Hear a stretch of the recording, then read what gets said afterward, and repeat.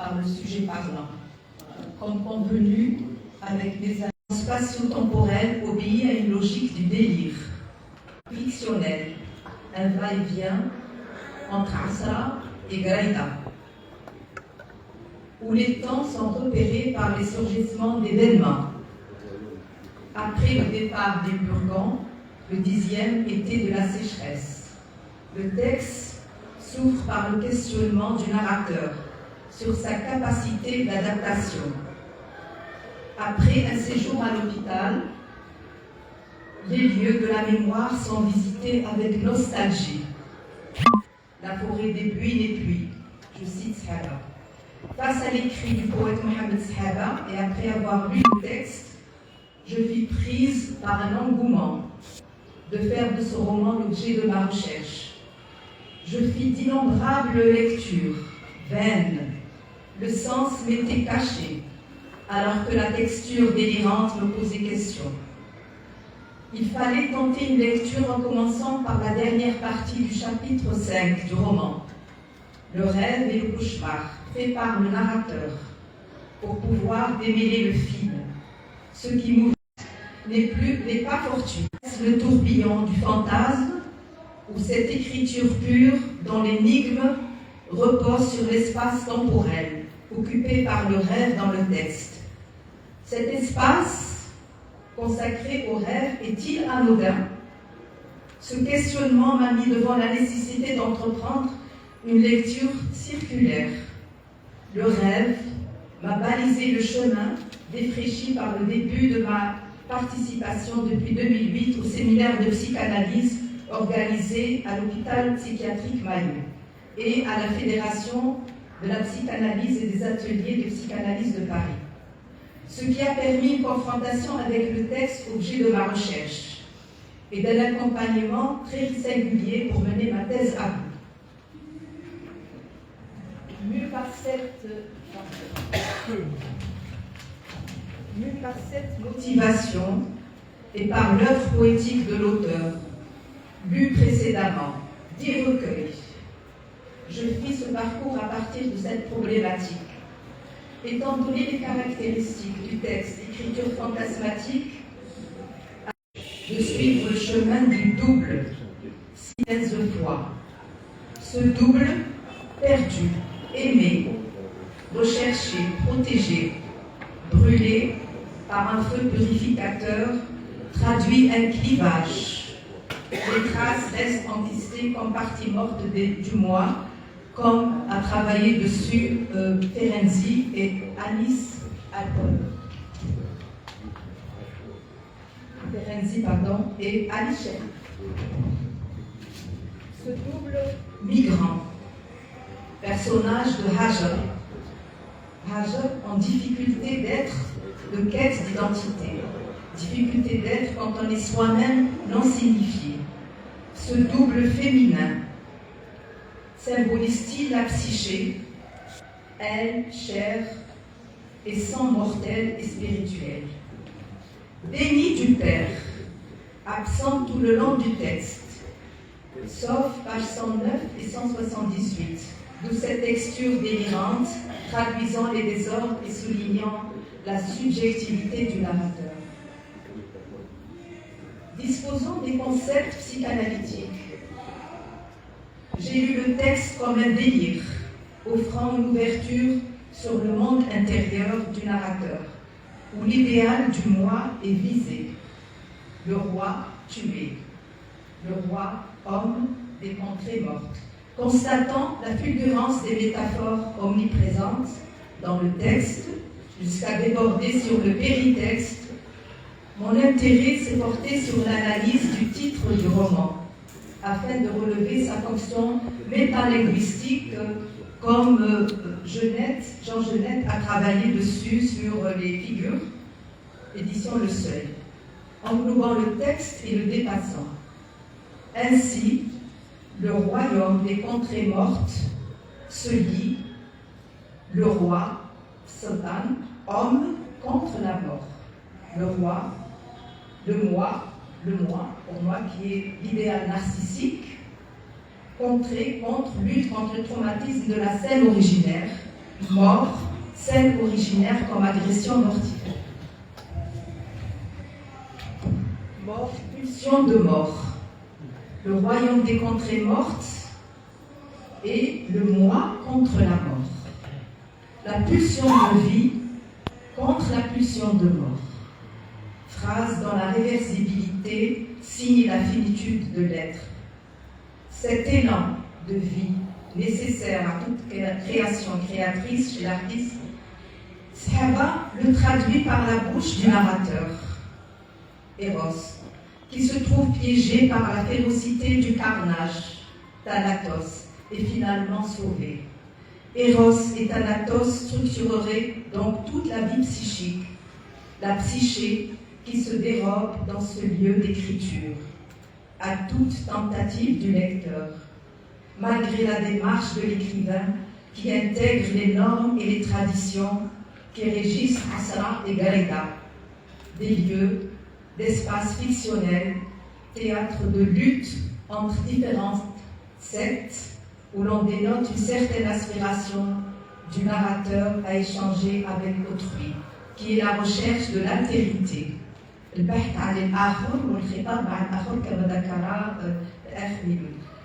Après avoir cerné les tentatives du retour du narrateur vers la mer, dites dans le texte par Sahaba, par de multiples métaphores, la grotte, troglodyte, matrice, forêt des buis, casemate, eau, humidité, terre, mer, fraîcheur, garida, lieu de naissance. Je me permets de dire cela après avoir abordé le travail de Lacan sur l'objet A. Ce texte n'est-il pas une tentative de retrouvailles avec l'objet perdu, cause du désir?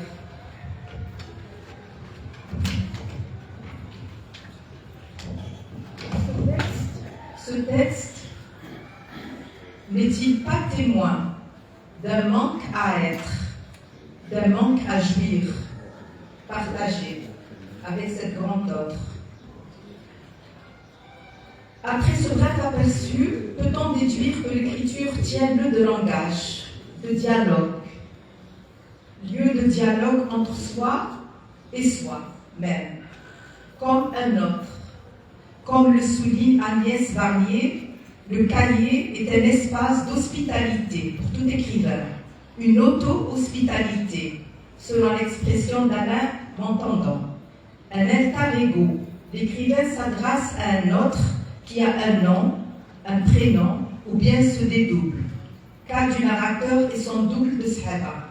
Une altérité recherchée, un lieu de témoignage. C'est un autre que lui-même, que l'écrivain interpelle dans une relation qui peut faire penser à une auto-analyse.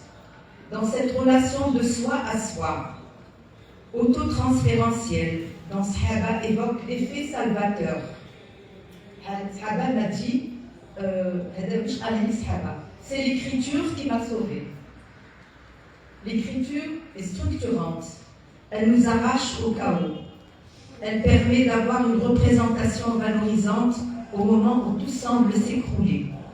L'écriture me rattache avec ce qu'il y a de profond en moi, me ramène à l'humain dans ce long processus de représentation humaine. C'est un écrit qui a été publié par la presse en 2007, c'est-à-dire Sahaba. Il a dit « L'écriture me rattache avec ce qui est de plus profond en moi, me ramène à l'humain dans ce long processus de représentation humaine. » Cité dans le journal de loi 1 de 15/2007. Après les propos de l'auteur, peut-on s'interroger si ce tiers qui recueille une parole écrite, qui ne peut se dire, fait office de psychanalyse? Lou Andrea Salomé répondait aux plaintes de Rénier Maria Rilke concernant ses sensations de décomposition, à moins que ce soit la création qui nous fasse vivre les deux phases de perte et de restitution. Là, en effet, les bribes que devenait notre corps sont soumis à la fois à une dissociation et à une réassociation. Rilke refusait toute psychanalyse, préférant garder son désordre, cité dans Lettre à un jeune poète. Si l'écriture est salvatrice pour Sahaba, réparatrice pour Rilke, c'est parce qu'elle crée de l'altérité, que l'intime sort de l'intériorité, dans un mouvement que Jacques Lacan appelle une extériorité intime, une sorte d'extimité. Jacques Lacan utilise ce mot d'extimité. L'écriture en clinique structurale, celle qui se réalise grâce à une écriture.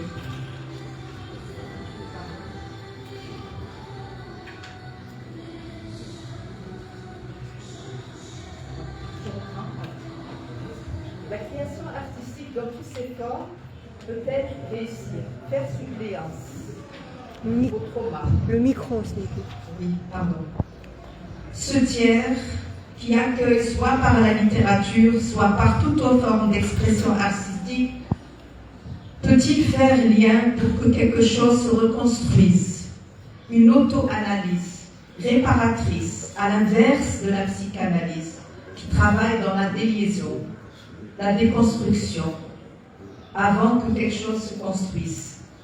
Selon Janine Chassé-Smirgel, l'acteur-créateur serait l'une des modalités privilégiées d'accomplissement réparateur, ici d'une dialectique entre la réparation d'objets et la réparation du sujet, le créateur.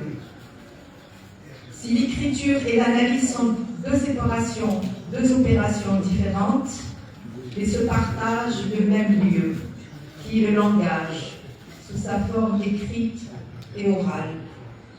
Leurs effets thérapeutiques peuvent-ils converger? En clinique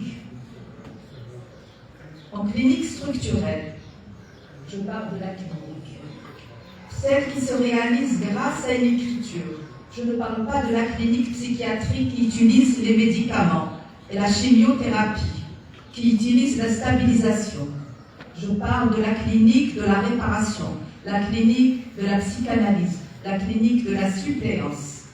La clinique, dans cette clinique, l'écriture est une reconstruction, une écriture borroméenne, une suppléance.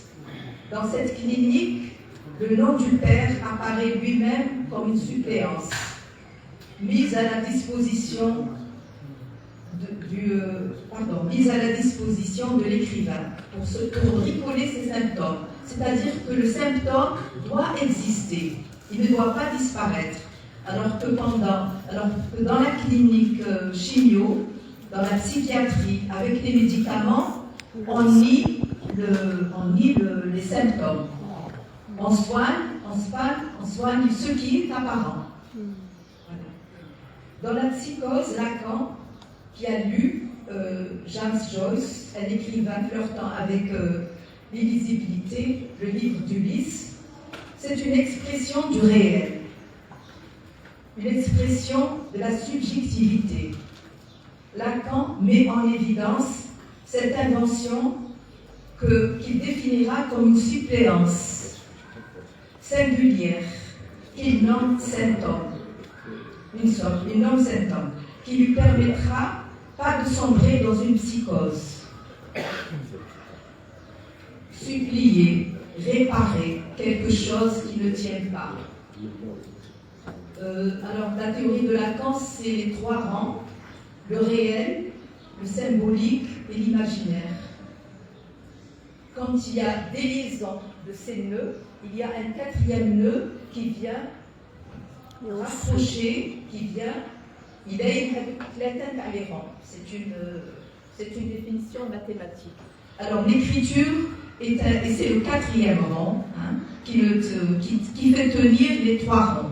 Le réel, ce n'est pas la réalité. Le réel, c'est le vécu, c'est la mort, c'est tous les problèmes, c'est innommable.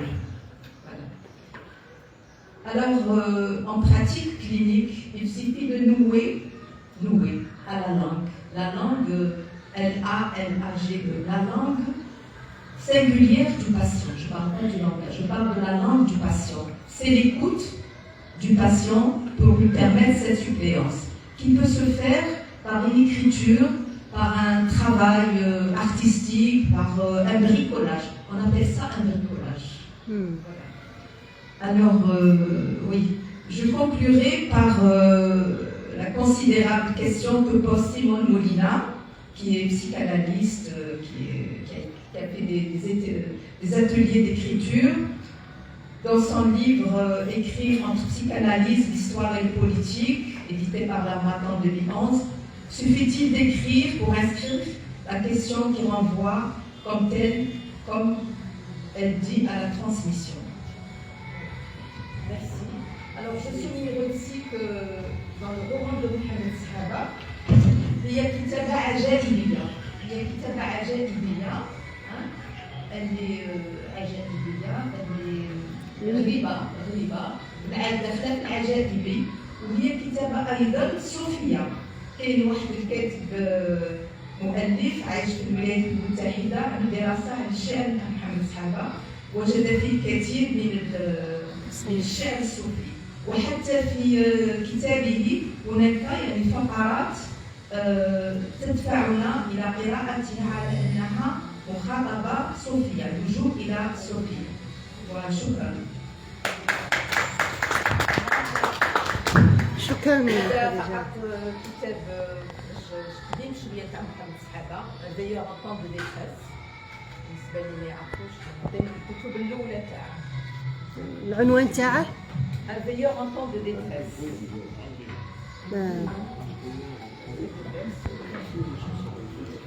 Merci Khadija Sassi d'une intervention à une autre tout aussi intéressante.